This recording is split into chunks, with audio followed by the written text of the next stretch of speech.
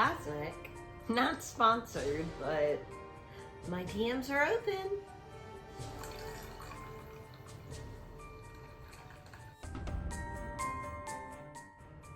Good day, sunshine. My name is Kristen. You have maybe seen me on here from Krista's Beauty, and this is my first time talking about my brand new business launching called Mercury Ascending. Mercury Ascending is not just a brand or a business, it's a true calling that I have been led to for the past few years. If you're here watching this, hi, welcome. I feel the same intuitive pull towards spirituality, astrology, tarot, oracle readings, intuitive readings, things of that sort, which I feel very drawn to as well.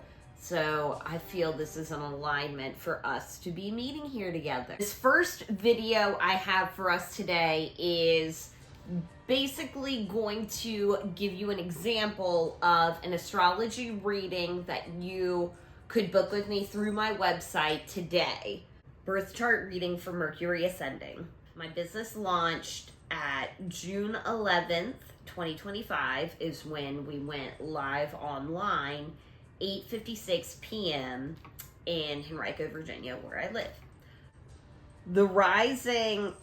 First off, the rising, how this business will come off into the world is in Sagittarius, which is the student, the philosopher, traveler, mental exploration, things of that sort. So it's already coming off as philosophy, going there, traveling mentally. And it's funny because the moon is also in... Sorry, let me pull up my birth chart here. Perfect. The moon in 27 degrees, right off of that ascendant in Sagittarius, is so interesting because something very unique that I actually don't even know if I've even seen this in something I've been working with thus far. Having your moon on your ascendant means, so your moon is your emotions, your heart, how you feel, everything when it comes to feeling, and your rising is your how you come off to the world, your first impression. Some would say, and I also believe too, your childhood and early years, you're really stepping into your ascendant because you haven't reached yet your sun sign of where you're headed in this life. And so to have your moon and ascendant be the same means this business, whatever you are perceiving, is exactly what it is. There is no sort of disillusionment or anything that can happen. Whenever you meet someone or see something for the first time, you always perceive it not quite what it is. Where this, from the get-go, what you are seeing is what it will be.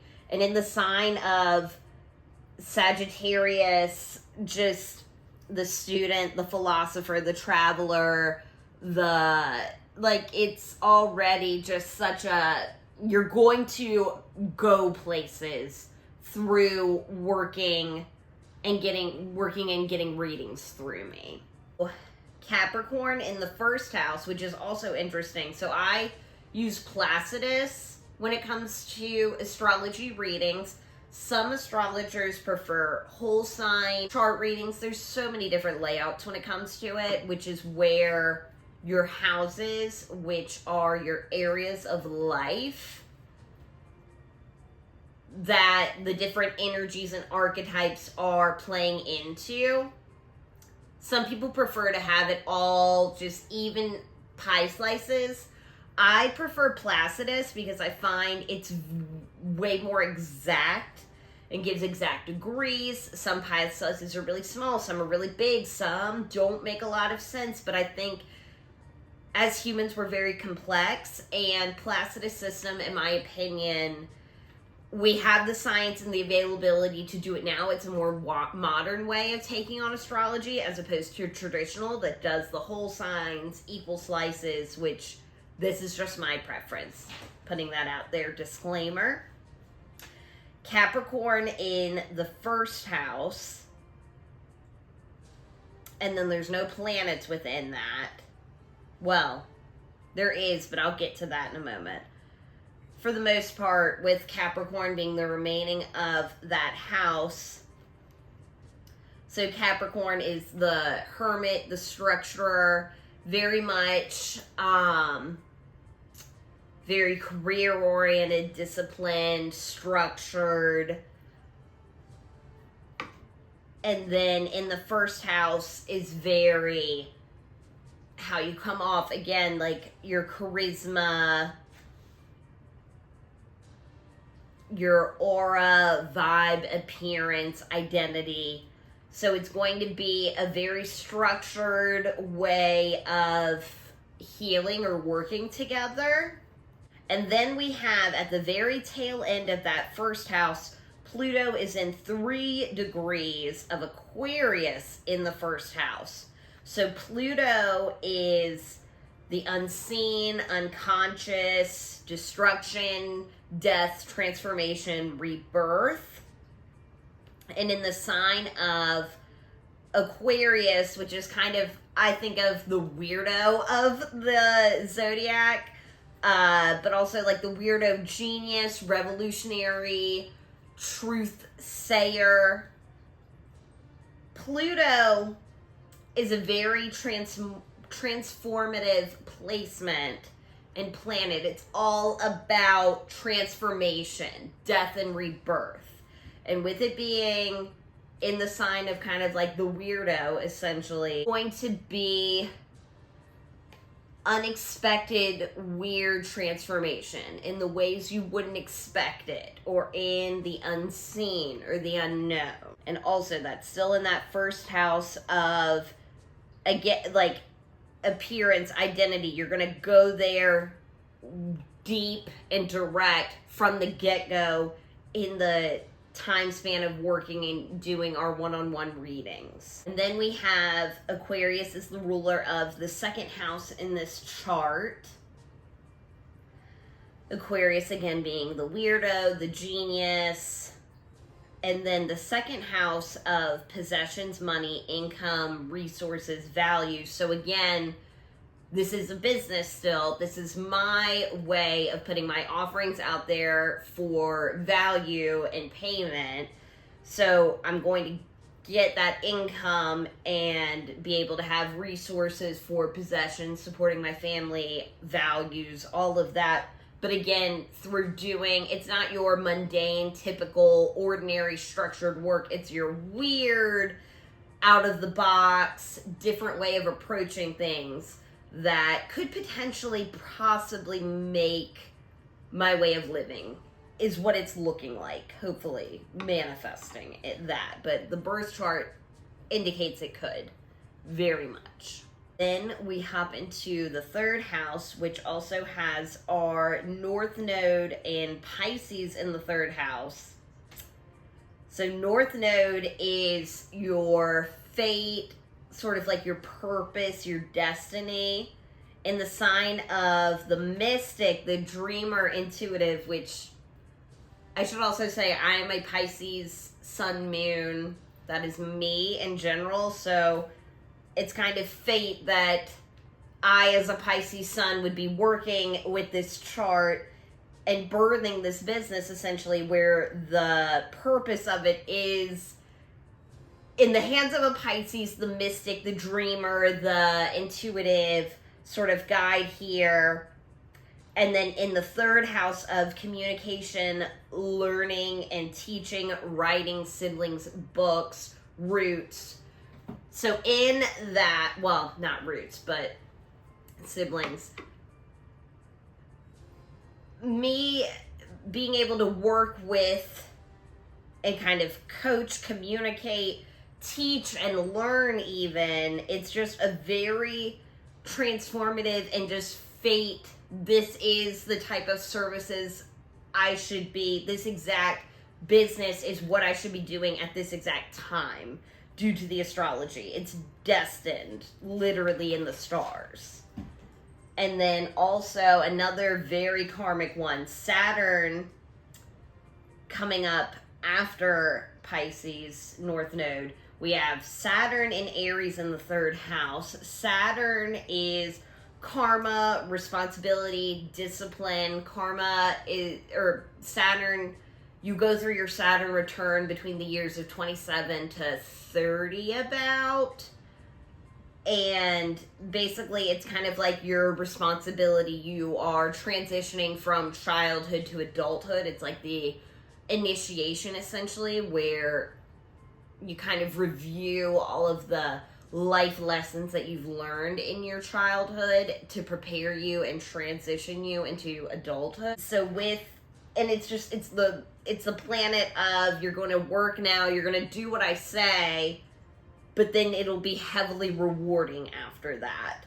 But it is that planet of discipline. And in the sign of Aries, the warrior, pioneer, survivor, the first of the zodiac, it's going to be intense. And in working with me, I'm going to work very direct and very, like, this Aries energy with that. It's going to be, you have to do the work, put the work in.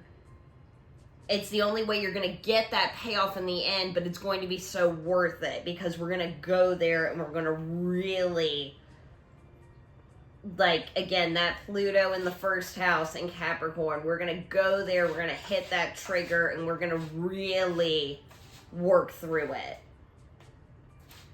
And in the 3rd house of learning, teaching, siblings, communication, writing, neighborhood, just, again, having that Saturn right there with the North Node also beside it in Pisces. It's just a very karmically aligned, let's get in, get the work done. And you're going to be so just healed. Not healed, but it's going to be a very healing experience for, I think, all parties involved. Next we have Neptune is also in that 3rd house in Aries.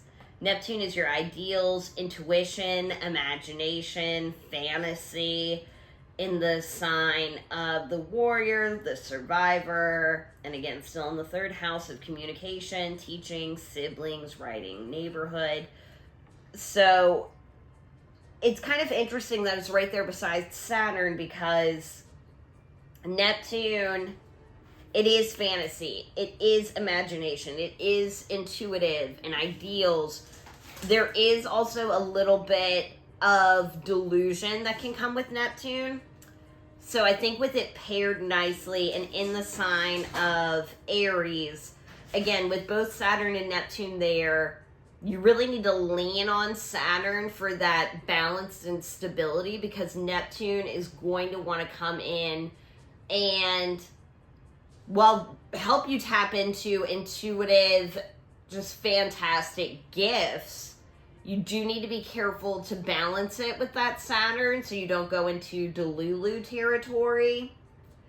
But again, I think having the North Node, it's a journey you're meant to go through. And we have next Chiron in Aries in the 4th house. Chiron is your wounded healer, your pain, your pressure, essentially your trauma point is what Chiron is. I see Chiron as your childhood trauma, or just trauma in general. That's just it's your core wound in your identity.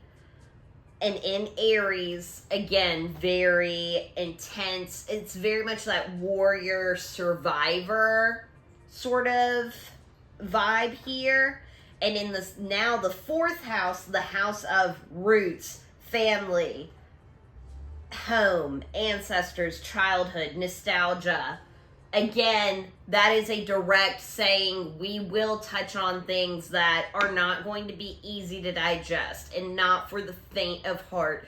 And there's going to be no sugarcoat. It's going to be, well, I'm going to speak and see the things through our readings, whether it be birth chart or card pulls or intuitive. It's just, I'm going to see the things that the ordinary person will not see or say, and we're going to say them because in the long run it's going to be hard and it's going to be triggering and it's going to hurt because it's trauma. But in order to fully heal and get through that pain, whatever's holding you back, whatever it is you're looking for, we have to speak and name the things that we don't want to speak. And that's what I'm here for, is to help guide through that transition. And then right after Chiron, we have Venus in Taurus in the 4th house.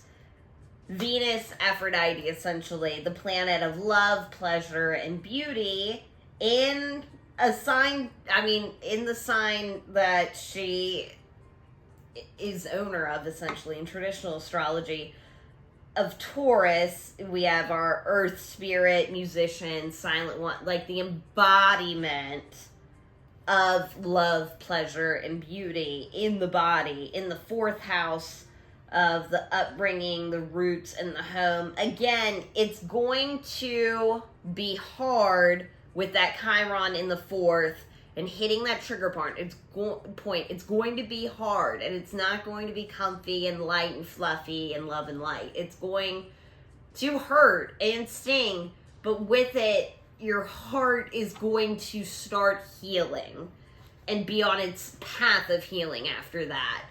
And there will be, of course, nostalgia, childhood, goodness that comes with it. I think that's kind of the part of everyone's childhood for the most part. As much as there are these raw, terrible, awful, there's still that nostalgia of what once was, and us being our naive, young, innocent beings in that time. There's always going to be that nostalgia for that. Even if it's a nostalgia of something you never had. It's just, they always kind of go hand in hand. Like, again, this chart is made for healing. Not even intentionally. We have in the next, Uranus is in Taurus in the 5th house. Uranus is the planet of unearthing, chaos. It's weird. It's kind of similar to Aquarius. It's the rebel, the revolutionary. It's coming in and just turning things upside down on itself. And in the sign, again, of the earth, of Taurus, the grounded, embody, ground. It's an interesting energy, especially because as the day I'm filming this, July 7th, Uranus just went into Gemini, which collectively, that's a big deal right now. But I think this business being birthed still in that time of grounded, unearthing. And then in this case, the house of creativity, pleasure, art, flirtation, and play. It's going to, we're going to go in and we're going to flip things on themselves and change and rewire, like in neuro pathways, the ways of going about things. And again, in a very weird and not your traditional like therapy sense or whatever XYZ healing approach. This is going to be a very just different journey that is not going to be for everyone. But again, with it being in that 5th, you're going to just get so much raw feelings and kind of take back and become the main character in your story again. And right on that note, we have the sun is in Gemini in the 6th house. So the sun is what we are. It's what we're spending our whole life. Well, I'd say about up to your Saturn return is when you finally are like really embodying your sun sign energy. And sun in Gemini, the witness, the teacher, the storyteller, the messenger, the journalist, the communicator, essentially, the voice. this identity of this business and project that I have is very vocal, and the messenger, it's going to be able to articulate the things that you can't really quite. And with it being in the sun, the identity of this business, the mission statement of it is to be of service, daily health, daily routines, ritual. It's to kind of the idea of practice what you preach. What we're going to work on and collaborate with in all of this healing, trauma work, moving up, you'll be able, it'll put it in a way that you'll actually be able to obtain it and put it into your day-to-day practice, because it's going to be life-changing. We have Jupiter in Cancer in the 7th house. Jupiter is expansion, prosperity, growth, luck. And in the sign of the mother, the healer, the nurturer. And in the house of partnership, trust, legal. It's all very good energies. We're going to expand, work together in our own sacred partnership. And just, it's going to be a very inner child healing and nurturing going on. And with that Jupiter there, it's just going to really expand that growth and luck and go out healed, a new person. I'm not making this up. This is literally what the charts are saying here. Mercury in Cancer in the 7th. So Mercury is how we communicate, how we think, our mentality.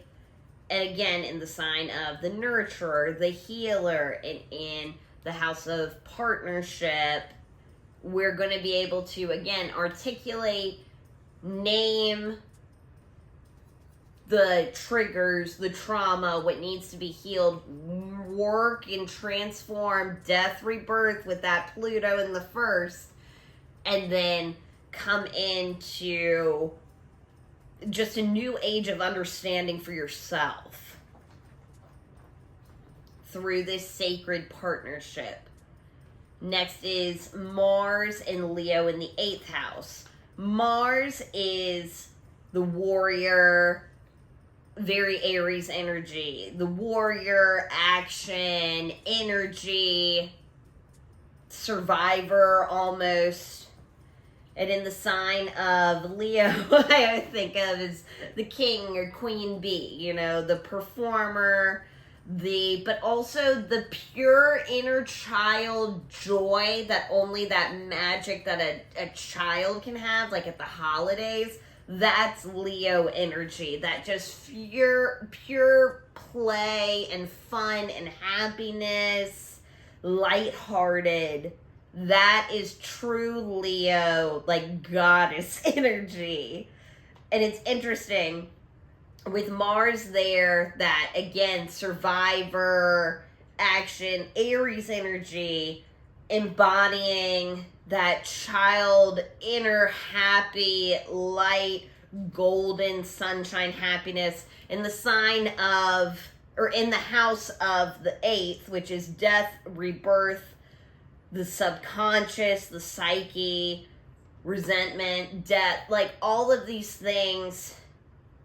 Your inner child, again, is going to go through that metamorphosis of death and rebirth through working in this.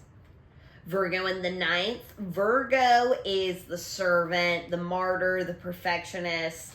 And in the house of the 9th, which is mental exploration, higher learning, truth-seeking, you must be careful with that, because as much as we're going to go there, we're really going to like discover things that you would never even, again, that mental exploration, higher learning, truth-seeking. And you're with Virgo there in that house, you're going to be able to read between the lines and see things you wouldn't have ever seen before, very detailed, oriented, but semi-perfectionism. So just be aware. Again, it's one of those, like how we have later, like with the Neptune and Saturn, where it's like you can, we're going to be doing great things, and we're going to really uncover hidden truths and really pull things out of the closet. But just, again, have that balance with it.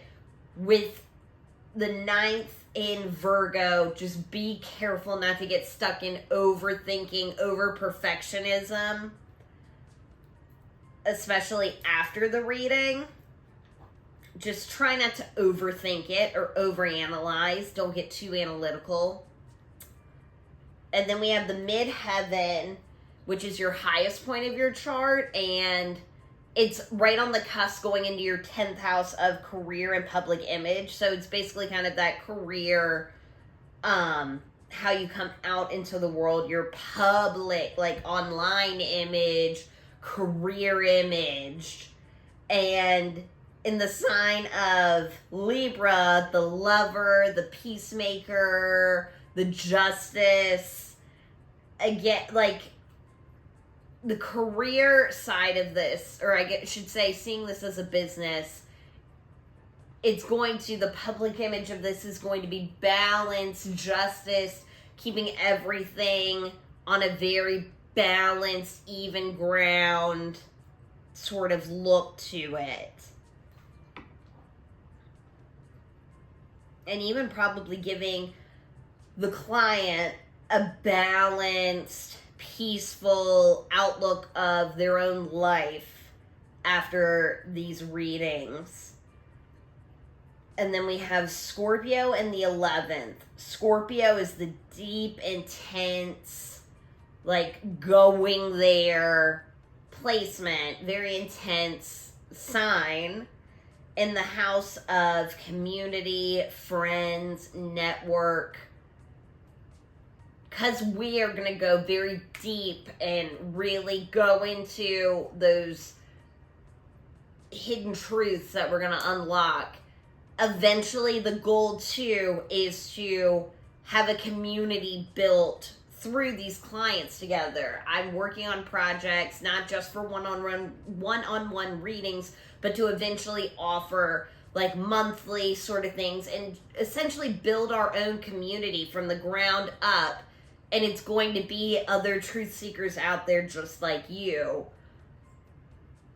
And they're gonna, with them being truth seekers too, I mean, you could have really deep, meaningful, fulfilling relationships with other people that are looking for the same answers that you are.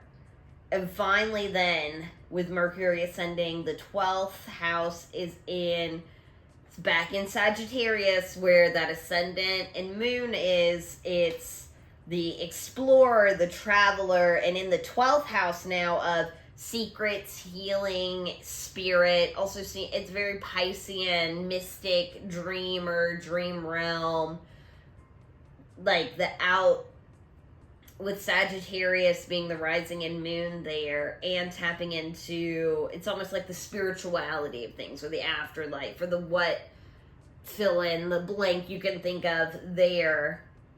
Just all in all, this business was birthed at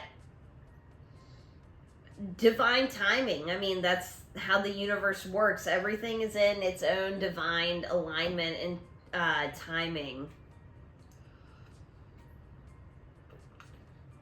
So,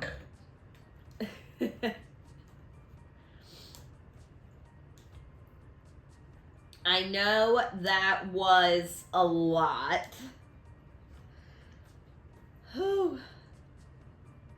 But please, if this video resonated with you at all, do me a huge favor as I'm trying to get this out there. Please like, comment down below. Tell me what sort of other intuitive offerings you would be interested in. Would you be interested in finding a community of like-minded individuals who are seeking out the same answers of the universe that you are here?